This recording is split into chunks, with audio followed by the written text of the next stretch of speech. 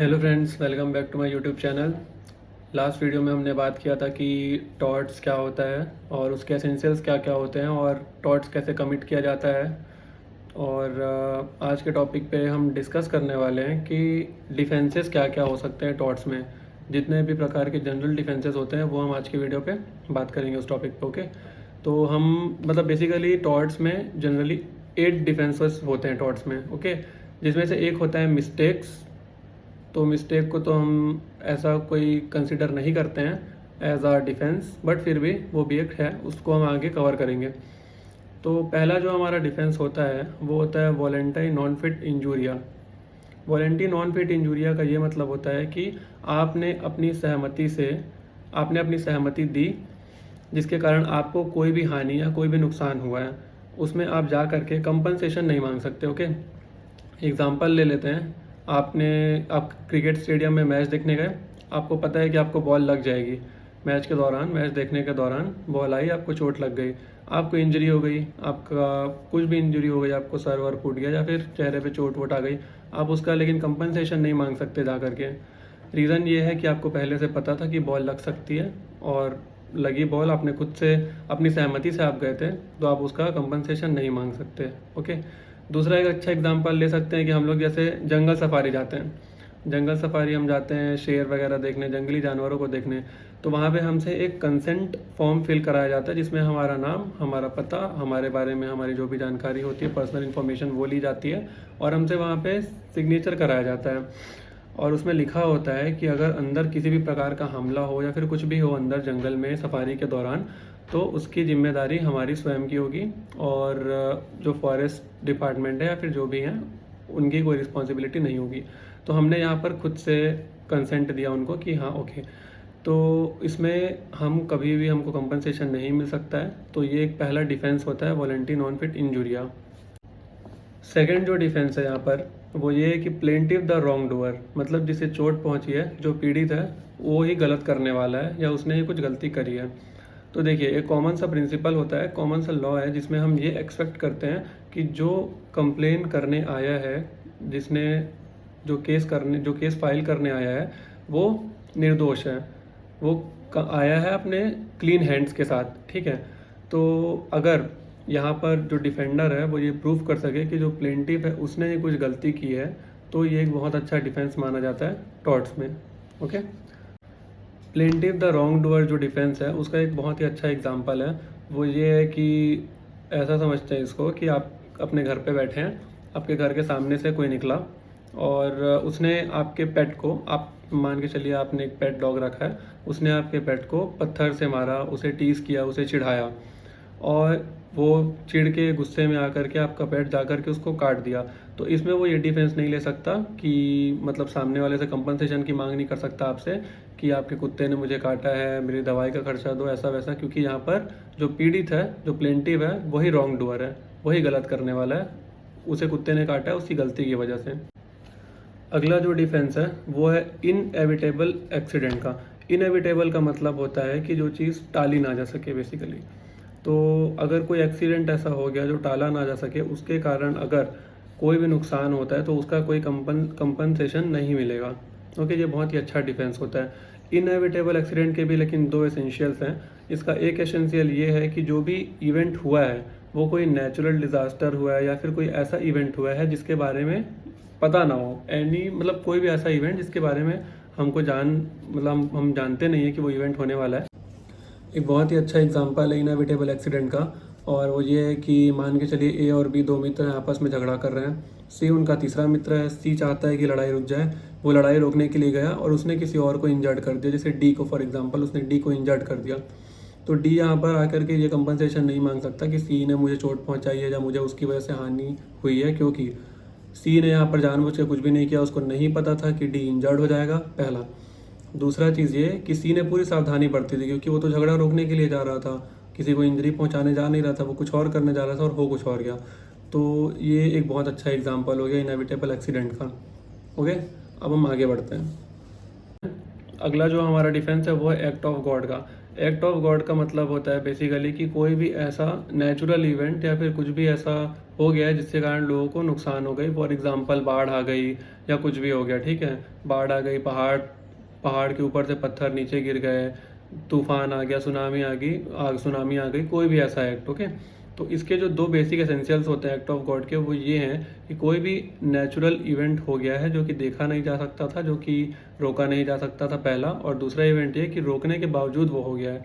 तो इसका एक बहुत अच्छा एग्जांपल ले लेते हैं कि मान के चलिए कोई एक एक्स गांव है और वहाँ पर एक नदी है जिसमें एक डैम कंस्ट्रक्ट किया गया है। ओके, बहुत तेज बहाव हुआ है, डैम यहाँ पर क्या है, सावधानी ली गई है ऑलरेडी। तो डैम में जो दीवार वगैरह खड़ी की गई है उसको अच्छे से जो बांधा गया है। बहुत तेज़ बारिश हुई, बहुत तेज़ बाढ़ आ गई, बाढ़ आने के बाद जो डैम का जो वो था दीवार, वो टूट गई। दीवार टूटने से पूरे गांव में बाढ़ आ गई। अब इसको ना ही रोका जा सकता था, ना ही टाला जा सकता था, ठीक है। और सेकंड ये भी हो गया कि इसमें कि दीवार थी अच्छी, डैम बनाया गया था, तो सावधानी भी बरती गई थी। सावधानी बरतने के बाद भी ये हुआ, ठीक है। तो इसमें कंपनसेशन की मांग नहीं कर सकता पीड़ित। ये एक बहुत ही अच्छा डिफेंस है, मतलब बहुत ही अच्छा डिफेंस है एक्ट ऑफ गॉड, और उसका एग्जाम्पल भी हमने देख लिया है।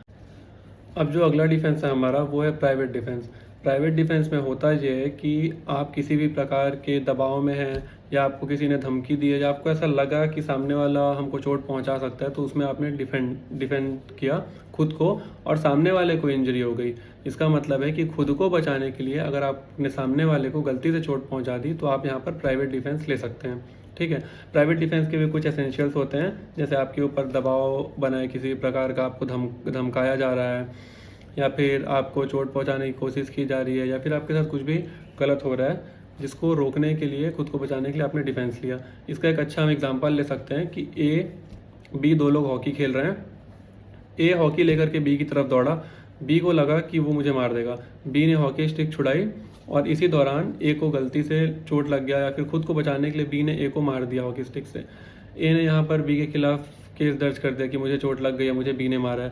तो बी यहाँ पर इस चीज़ का डिफेंस ले सकता है कि मुझे लगा कि सामने वाला मुझे अपनी हॉकी स्टिक से मारेगा, तो खुद को बचाने के लिए मैंने रोकने के दौरान खुद को बचाने के लिए सामने वाले को गलती से मेरे द्वारा चोट पहुँच गई है। ये एक बहुत अच्छा एग्जाम्पल हो गया हॉकी स्टिक वाला प्राइवेट डिफेंस के लिए। ओके, आगे हम बढ़ते हैं। अब आगे जो अगला हमारा जो डिफेंस है, मिस्टेक। अब मिस्टेक को ऐसा तो कोई डिफेंस मतलब माना नहीं जाता एकदम सीरियस नोट पर, क्योंकि देखिए ऐसा तो हर क्रिमिनल कर देगा फिर कि किसी को मार करके आ गया, कहीं चोरी करके आ गया, किसी को नुकसान पहुंचा दिया, और उसके अलावा बोल देगा कि गलती हो गई मालिक, ये तो मैं करना नहीं चाहता था। तो ये तो गलत हो जाएगा ना, क्योंकि चोर कभी बोलता है क्या कि मैंने चोरी किया है? कभी नहीं किया। वो तो हमेशा ये बोलता है कि मुझे ज़रूरत थी, मैं तो लेकर के चला गया, या फिर वो तो ये बोल देगा कि मैं तो किया ही नहीं है मैंने। तो मिस्टेक को कभी कंसिडर नहीं किया जाता है ज़्यादातर किसी भी प्रकार के डिफेंस के तौर पर। लेकिन फिर भी अगर कोई अनजान व्यक्ति है जिसको बिल्कुल भी पता नहीं है कि मैंने जो किया है, मेरे एक्शन से जो रिएक्शन निकल करके आएगा, मतलब मैंने जो किया है उसका क्या रिजल्ट निकलेगा, उससे क्या होगा आगे, क्या गलत हो सकता है उससे, उसको अगर खबर नहीं है, उसको नॉलेज नहीं है, तो वो एक डिफेंस ले सकता है मिस्टेक का, ठीक है। अगला जो हमारा डिफेंस है वो है यहाँ पर नेसेसिटी। नेसेसिटी का मतलब ये होता है कि किसी भी बड़े हार्म को रोकने के लिए, या फिर किसी भी बड़े नुकसान को रोकने के लिए आपने कोई छोटा नुकसान कर दिया हो, तो वो माना जाएगा नेसेसिटी इसका। या फिर कुछ भी बहुत ऐसा मुसीबत आन पड़ी है जिसके कारण आपको कोई भी गलत कदम उठाना पड़ गया है, तो वो हम मानेंगे नेसेसिटी में। इसका एक अच्छा एग्जांपल ले लेते हैं। मान के चलिए कि सामने वाला है, उसकी ज़मीन में खाली ज़मीन पड़ी है, उसमें एक बोर लगा हुआ है।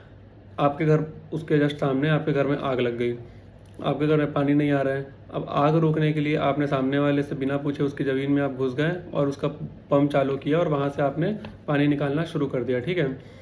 इसमें ये कायदे से आपने किया तो ट्रेस पास। आपने पिछली वीडियो में मैंने समझाया था कि ट्रेस पास मतलब क्या होता है। अगर आपने वीडियो नहीं देखी तो एक बार जा करके देखिए। तो आप यहाँ पर क्या है, उससे ये बता सकते हैं कि मेरे घर पे आग लगी हुई थी, उसको रोकने के लिए, मतलब किसी बड़ी मुसीबत को रोकने के लिए मुझे ये गलत कदम उठाना पड़ा, मजबूरी बोल सकते हैं, या फिर to prevent greater harm. Okay, ये बहुत ही अच्छी लाइन होती है कि टू प्रिवेंट ग्रेटर हार्म। तो ये नेसेसिटी का एक बहुत ही अच्छा एग्जाम्पल था। अब आगे बढ़ते हैं। आगे जो है हमारा सबसे आखिरी और बोल सकते हैं कि थोड़ा अच्छा, सबसे अच्छा जो एक डिफेंस लेते हैं यूजुअली लोग, वो है स्टैट्यूटरी अथॉरिटी का। स्टैट्यूटरी अथॉरिटी का मतलब ये होता है कि किसी को अथॉरिटी मिली है बाय लॉ से, बाय कोर्ट से, या फिर बाय द गवर्नमेंट से, गवर्नमेंट के द्वारा, लॉ के द्वारा किसी भी तरीके की किसी को अथॉरिटी मिली है, किसी ऑफिसर को या किसी और इंसान को, कि वो कुछ काम कर सकता है जिससे आपको हानि पहुंच रही है। एक एग्जांपल से समझाता हूँ।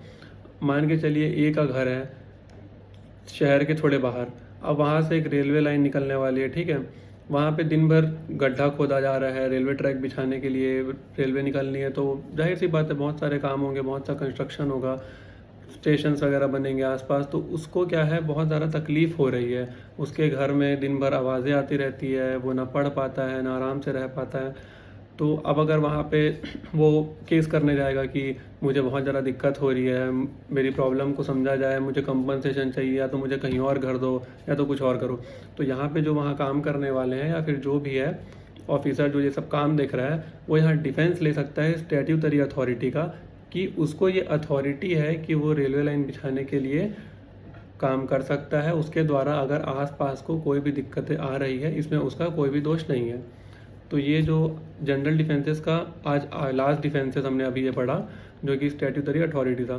टोटल हमने पढ़ लिए 8 डिफेंसेस। ओके, तो अगर आपको वीडियो अच्छी लगी हो तो आप लाइक करना, और अगर कोई डाउट हो या फिर अगली वीडियो आपको किस पे चाहिए वो आप कमेंट कर सकते हो, और शेयर करना ज़्यादा से ज़्यादा। और थैंक यू।